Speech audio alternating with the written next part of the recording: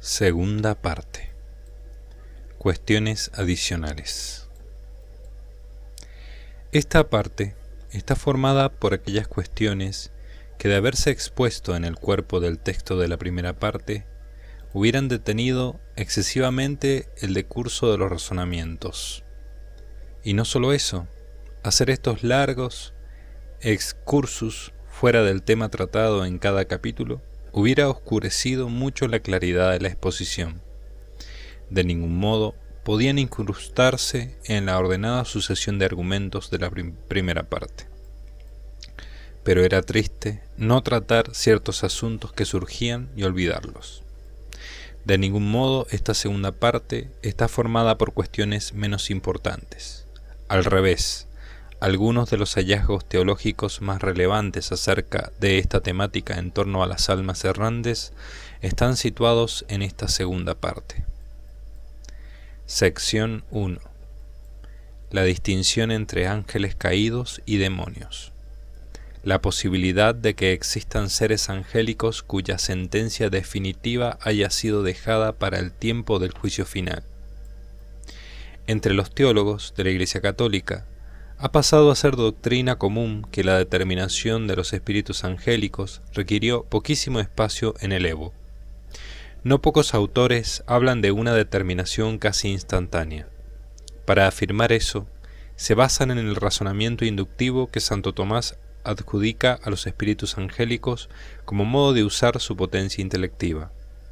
Eso, unido a que la inteligencia angélica es superior a la de los hombres, les lleva a pensar a los teólogos tradicionales que los ángeles no requieren de largos razonamientos intermedios, como sí que es preciso en las mentes humanas. Estos autores defienden que en muy poco espacio de Evo, al fin y al cabo tiempo, pueden tomar una decisión definitiva. Esta tesis, por muy entendida que se halle, no deja de ser una hipótesis opinable. En nuestra opinión, cada ángel, por más potencia intelectiva de la que esté dotado, y aunque, según Santo Tomás de Aquino, cogite a través de un modo inductivo, requiere de un espacio de Evo para tomar una decisión definitiva. Cada espíritu, según su psicología, su historia personal, sus problemas y reticencias, requerirá de más o menos tiempo para llegar a esa decisión definitiva. Ni la capacidad intelectiva, ni un modo de razonamiento diverso al humano implican necesariamente ese carácter casi instantáneo que la mayoría de los teólogos les adjudica a decidirse a obedecer a Dios. En nuestra opinión, esa guerra celeste duró mucho tiempo, permitiendo así que los ángeles buenos pudieran ejercitar las virtudes, y dando la posibilidad de que los espíritus angélicos caídos, pero rescatables, pudieran levantarse de nuevo. No solo eso, sino que admitimos como posibilidad al menos que Dios permitiera a algunos seres angélicos contemplar la entera historia humana, la historia de la salvación, para tener más posibilidades de retroceder de sus errores. Para estos ángeles caídos, viadores, la historia humana plagada de intervenciones divinas ha sido una ocasión de comprensión y de arrepentimiento. Ellos han contemplado la santidad de algunos humanos, o el simple amor humano entre una madre y un hijo.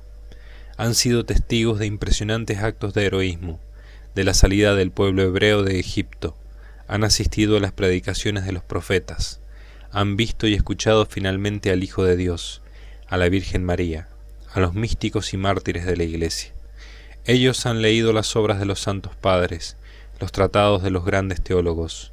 Esos ángeles caídos viadores han sido testigos de cómo hasta los simples humanos podían hacer retroceder a los grandes demonios con el poder del exorcismo. Es como si Dios, tanto para hombres como para seres angélicos, desease que el tiempo posible de arrepentimiento se alargara tanto como fuera posible. ¿Hasta dónde llega la misericordia del Dios infinito? Hasta el máximo posible. Indudablemente ese punto definitivo es el juicio que no en vano llamamos final. En la hipótesis de que todavía ahora existiesen espíritus angélicos viadores, el paralelismo entre las almas perdidas y los espíritus angélicos viadores sería el siguiente. A. Habría almas dejadas al juicio final. B. Habría naturalezas angélicas dejadas también para el juicio final. A. Unas almas, tras la vida en la tierra, tendrían un tiempo para comprender y un juicio posterior. B.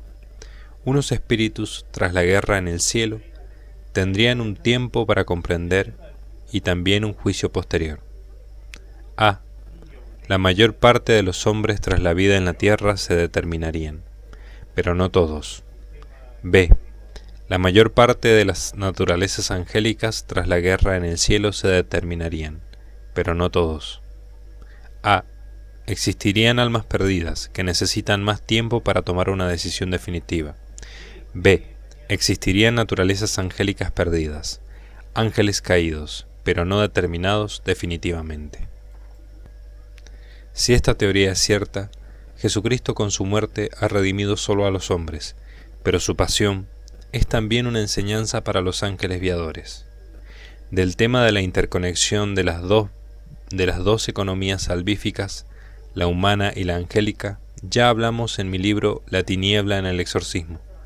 Lo que era más adecuado tratar aquí es el paralelismo entre las almas perdidas y los ángeles caídos dejados para el juicio final.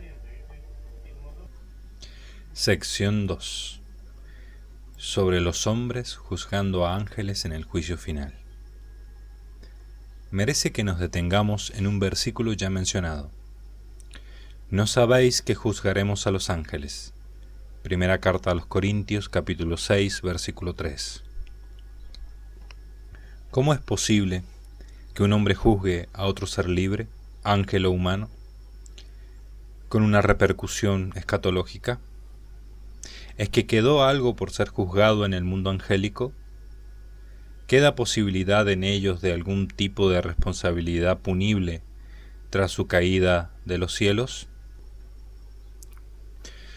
Una exégesis que entendiera por ángeles a los miembros de la Iglesia tampoco solucionaría el interrogante esencial que plantea esta cuestión, porque lo problemático radica en el hecho de que simples seres humanos ejerzan una función judiciaria, la que sea, en el juicio final, siendo indiferente si son personas angélicas o humanas. Dado que Dios no precisa de testigos, ni de fiscal, ni de abogado, ni mucho menos de jueces subalternos, cuál sea el sentido de la frase de San Pablo, se nos escapa. Sin embargo, una posible solución sería que los seres humanos contribuyeran en la proclamación de las glorias de los santos, así como en la pública manifestación de los pecados cometidos en la historia. Esta posibilidad redundaría en la consideración del juicio final como una solemne manifestación de los juicios de Dios.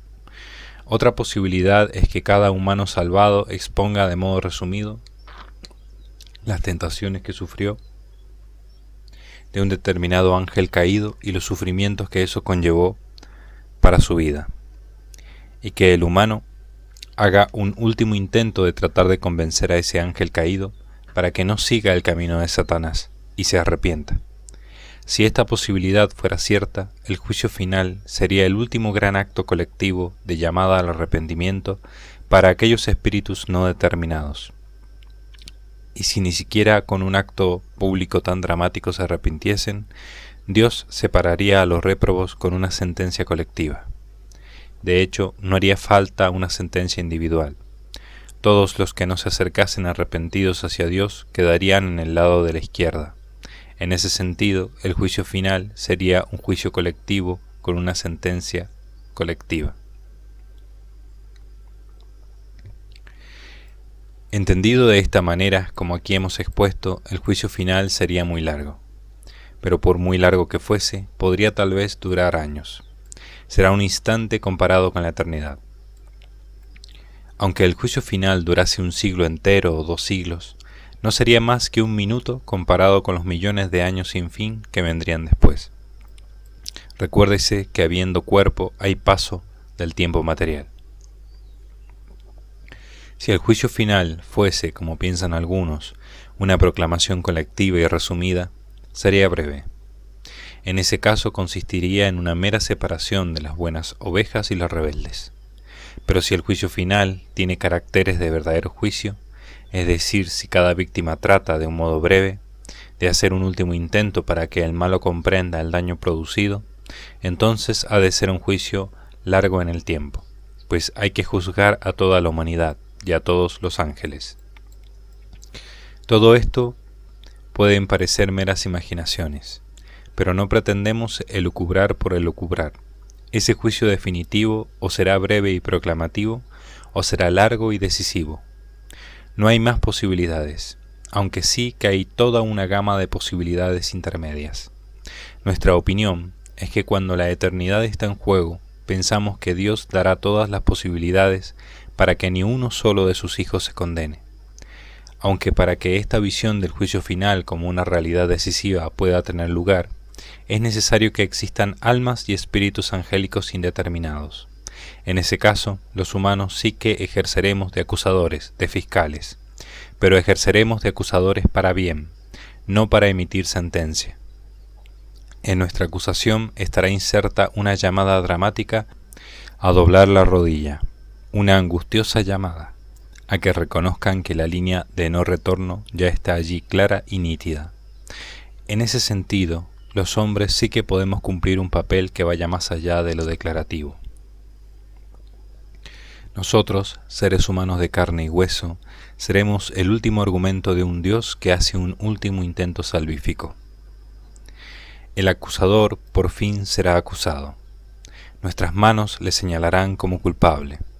Los demonios y las almas réprobas no podrán arrepentirse. Ellos ya habrán consumado su transformación en seres monstruosos. Si las cosas son como pienso, el juicio final será, en verdad, el límite definitivo, la verdadera frontera que pone término al tiempo de salvación. De ahí que este juicio tenga tanta importancia teológica. Conviene repetir que a ese juicio algunos ya llegarán juzgados, unos ya serán demonios, otros ya serán almas réprobas. Muy reducido será el número de los que no se hayan decantado de forma definitiva hacia una existencia autónoma o hacia la humillación ante Dios. Pocos habrá que no se hayan decidido por abrazar con toda su alma la vida como hijos pródigos o por regresar a casa con el Padre. Entendido como lo hemos explicado, el juicio final es un último intento de arrebatar al infierno a los espíritus no determinados con una voluntad irrevocable. Un intento que se realiza con todos los bienaventurados presentes, ante la majestad de Jesucristo en su trono, con la Virgen María como reina a su lado, bajo la mirada de todos los coros angélicos. El Padre Celestial, que es tan bueno, ha creado un marco impresionante para derrumbar todos los obstáculos que puedan haber en los espíritus en los que todavía pueda caber esa posibilidad. Por eso los buenos juzgarán, porque tratarán de acusar para remover por última vez las conciencias.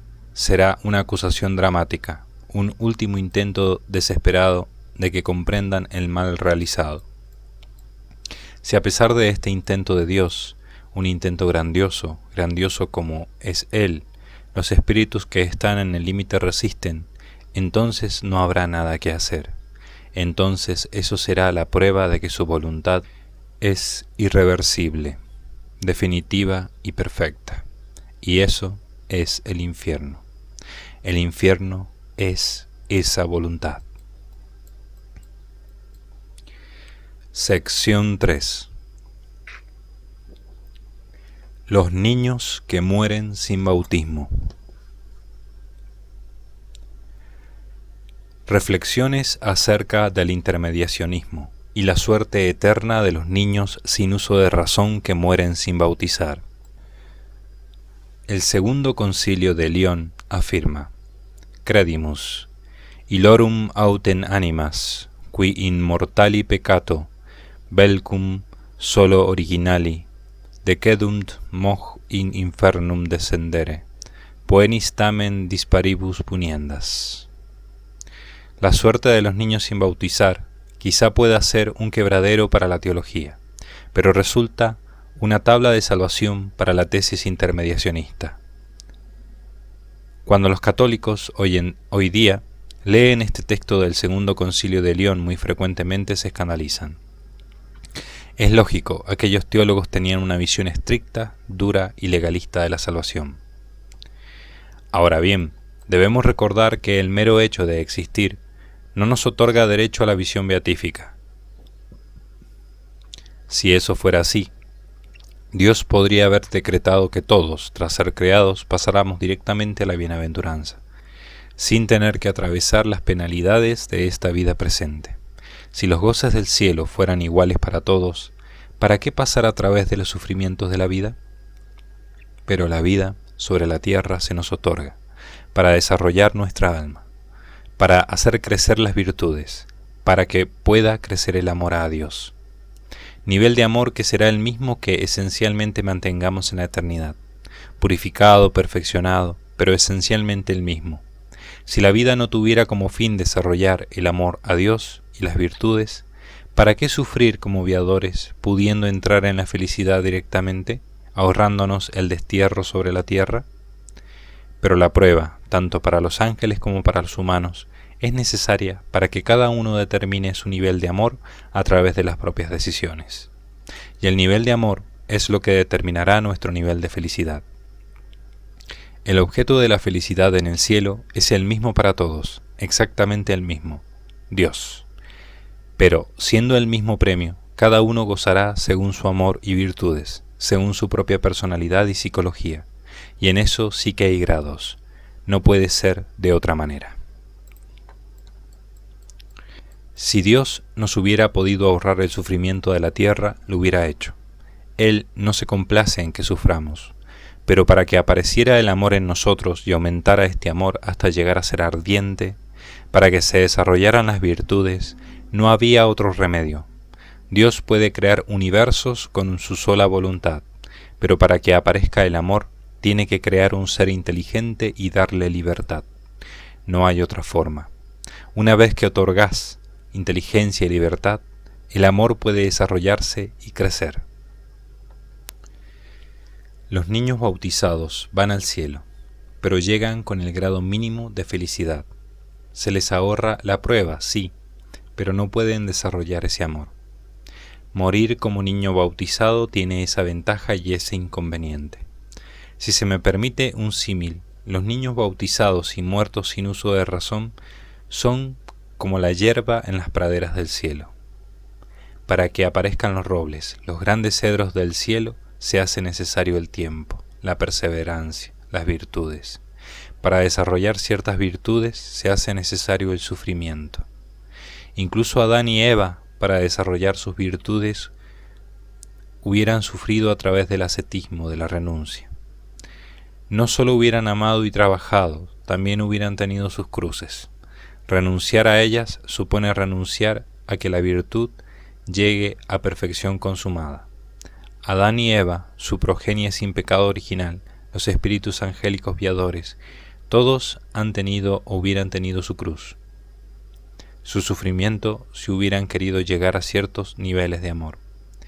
Esa es una ley que no admite excepción. Los niños bautizados reciben una gracia que los justifica y van al cielo. ¿Qué pienso que sucede con los niños sin bautizar? En mi opinión, sus almas son recogidas por los ángeles, y éstos les enseñan. Esas pequeñas almas maduran, aman, y finalmente pueden determinarse definitivamente por Dios entrando en el cielo. ¿Por qué pienso esto? Pues porque el Altísimo, una vez que ha hecho lo más, crear un alma, ¿va a dejar de hacerlo menos, darle un tiempo? Un alma es algo más grandioso, cualitativamente hablando, que todo el universo material. Un niño muerto sin uso de razón, ¿va a quedar incompleto para siempre sin culpa alguna suya? No parece lógico. Lo lógico es que una vez que existe un alma se le conceda el tiempo.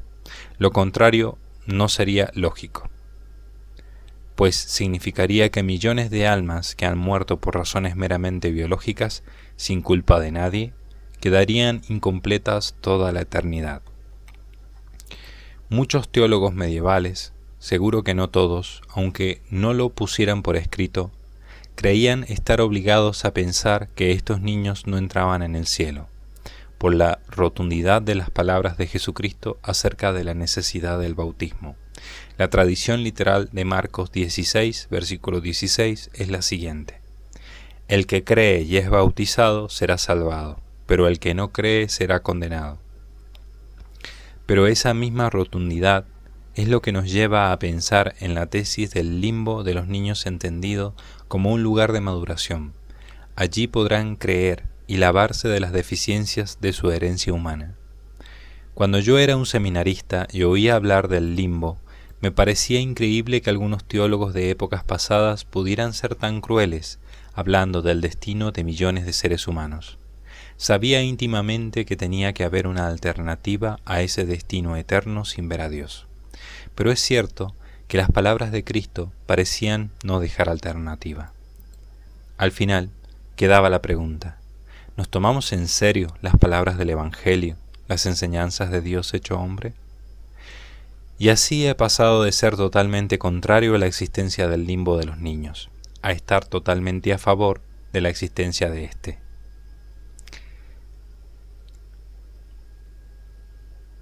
Sigo siendo contrario a la existencia del limbo considerado como morada eterna donde no se ve a Dios, pero ahora estoy a favor del limbo como lugar transitorio de maduración. Las palabras de Jesús eran totalmente ciertas, radicalmente ciertas. Solo entrará a la visión de la esencia de Dios el que crea y haya lavado su espíritu con la gracia.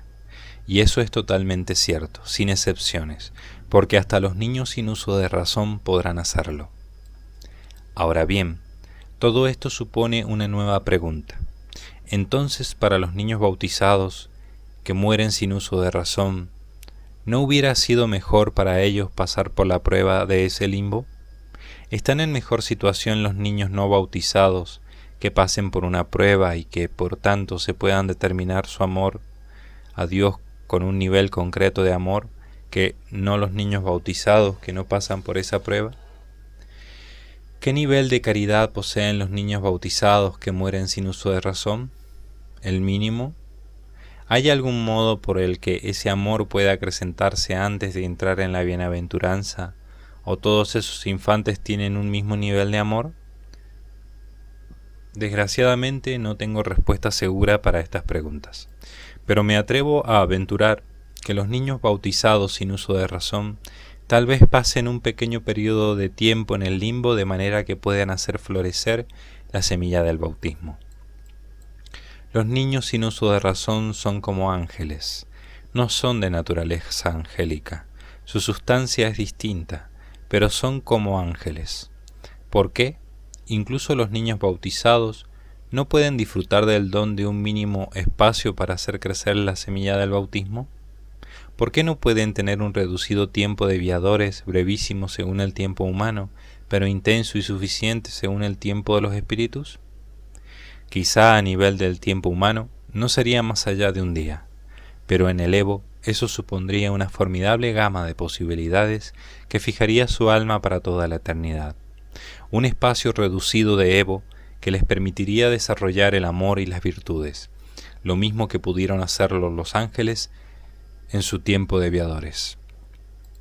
De esta concepción mía de la escatología de los niños sin uso de razón, todos esos niños, bautizados o no, son dirigidos a un limbo, y en ese limbo disponen de un Evo como viadores. Para los bautizados es un mero prólogo antes de la visión divina, un tiempo para hacer actos más profundos e intensos de amor a Dios justo antes de verlo.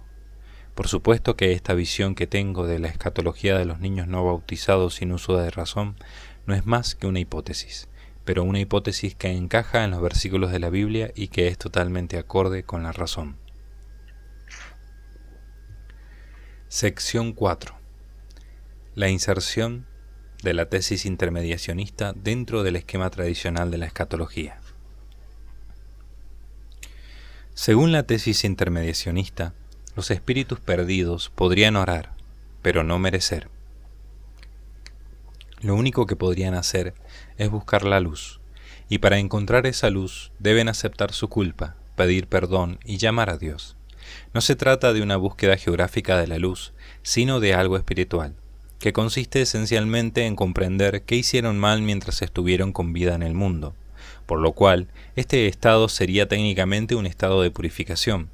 El limbo de las almas perdidas se encuadraría como una de las moradas del purgatorio, la más profunda de sus moradas, la inferior.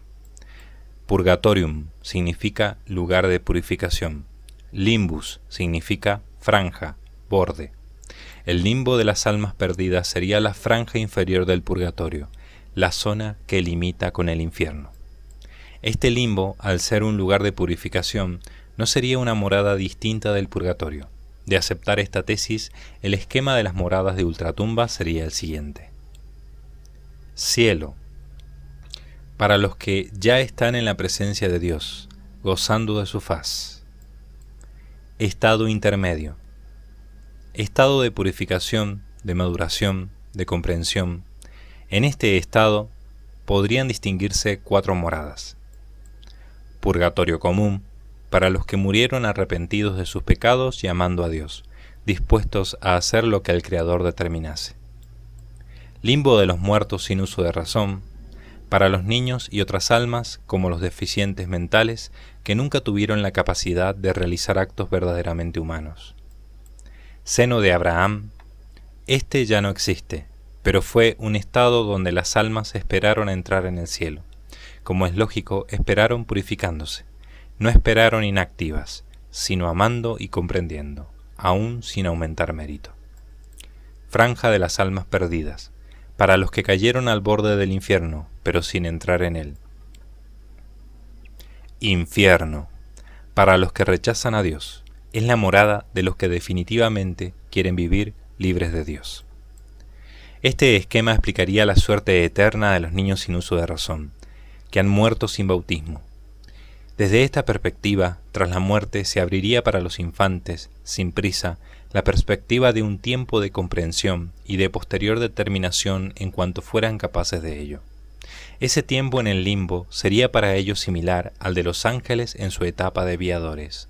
Resultaría incongruente que Dios, después de haber hecho lo más, creado un alma, dejará de hacer lo menos, darle un tiempo para que madurara. En el caso de un aborto natural, Dios crearía un alma eterna, y Dios mismo impediría que ese ser con sus sentimientos, con su deseo de amar, dejase de consumar el fin para el que fue creado. No parece posible. Si creemos que el ansia de Dios existe en todo ser racional, eso incluye a los niños muertos sin uso de razón. Dios no puede ser visto como el creador de insatisfacciones eternas.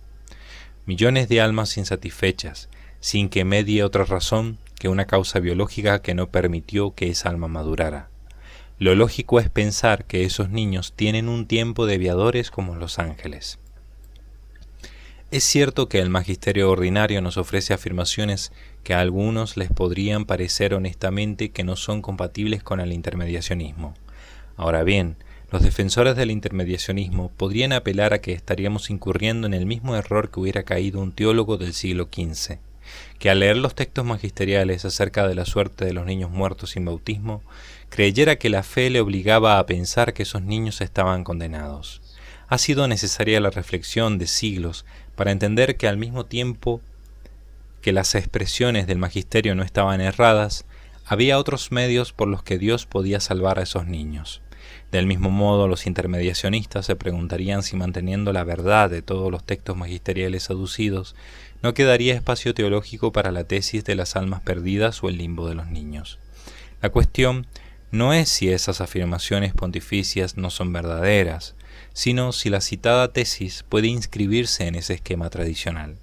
En nuestra opinión, creemos que sí. Históricamente, en la teología se ha dado una identificación entre estado intermedio con el purgatorio común.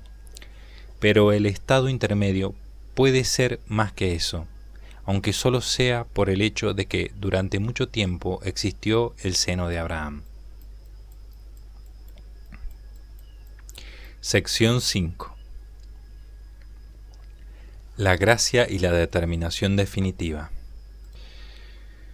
En esta obra, el camino a través del cual hemos abordado este problema sobre la determinación definitiva ha sido el de un enfoque antropológico. Por supuesto, existe otro camino totalmente diverso de abordar el entero problema, que es el de la gracia divina. La determinación definitiva en los condenados se podría explicar sencillamente por el hecho de que Dios les deja de enviar gracias para su conversión. Resulta comprensible por qué los bienaventurados, una vez vista la esencia de Dios, no pueden volver a pecar. Pero no resulta tan claro qué razón puede haber para que los condenados no puedan arrepentirse de sus pecados. La donación o no de la gracia de Dios, sin duda, podría explicar esto. Si Dios deja de dar gracias, no es posible llevar a cabo ningún acto de arrepentimiento. El problema viene de que, aunque de hecho el Todopoderoso deja de dar su gracia a los condenados, Dios únicamente deja de dar su gracia cuando la voluntad del hombre se cierra completamente al Padre Eterno. Con lo cual nos encontramos con un problema tautológico, que es el que supuso el desarrollo de toda la polémica, de Auxilis. Verdaderamente, esta cuestión es una serpiente que se muerde la cola a nivel lógico. De todas maneras, el sentido común nos advierte de que la acción divina es posterior. Dios cierra completamente el grifo de las gracias tras el no absoluto de la criatura. En la acción de salvar, la acción divina es anterior. Dios envía la gracia y la persona ama a Dios. En la acción de condenar, la acción divina es posterior. Solo cuando la persona se cierra de forma perfecta, Dios deja de enviar la gracia. ¿Por qué decíamos que esta cuestión es como una serpiente que se muerde la cola? Porque Dios siempre podría decir, hagamos un último intento, enviemos otra gracia. Resulta comprensible que aquí hayamos enfocado este problema desde el lado psicológico del humano del sujeto. Pues, desde el lado de Dios, solamente podemos comprobar que es un misterio. La realidad de la omnipotencia divina, unida al enigma de por qué un ser todopoderoso decide no conceder más gracias a uno de sus hijos. Además, enfocarlo todo desde el lado de Dios para la teoría intermediacionista no supondría ningún cambio en la esencia del problema, pues Dios bien puede dejar de dar las gracias en un momento o en otro, tras la muerte o un tiempo después. Bien es cierto que si todo dependiera de la gracia, si todo dependiera solo y exclusivamente de Dios, y sabemos que no es así, entonces no haría ninguna falta, ningún tiempo intermedio para que la persona se determinara. Dios sería el que determinase con su gracia si uno se salva o no. La gracia sería el criterio absoluto y definitivo, sin necesidad de que concurrieran otras consideraciones. Pero eso significaría retornar a entender la condenación eterna esencialmente como una sentencia externa, como una decisión extrínseca al hombre. Merecida, sí, pero externa.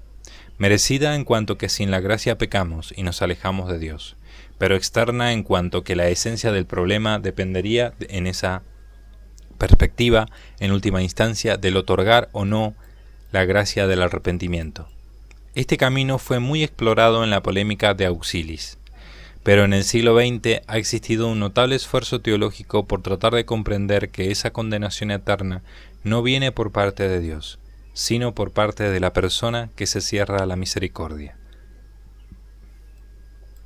Sin llegar al extremo de considerar que la gracia es el único criterio, conviene reparar en que si existe una última gracia poderosísima que Dios da a la persona justo antes de morir, entonces esa última gracia sí que podría considerarse como algo similar a una especie de barrera definitiva tras la cual la voluntad quedaría determinada de forma perfecta.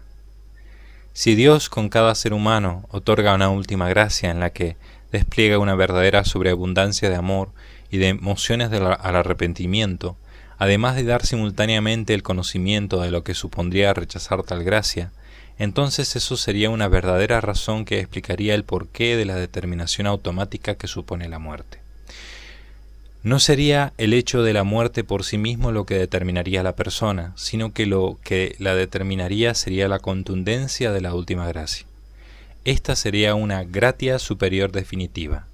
Superior porque no sería una gracia más, sino cualitativamente más poderosa.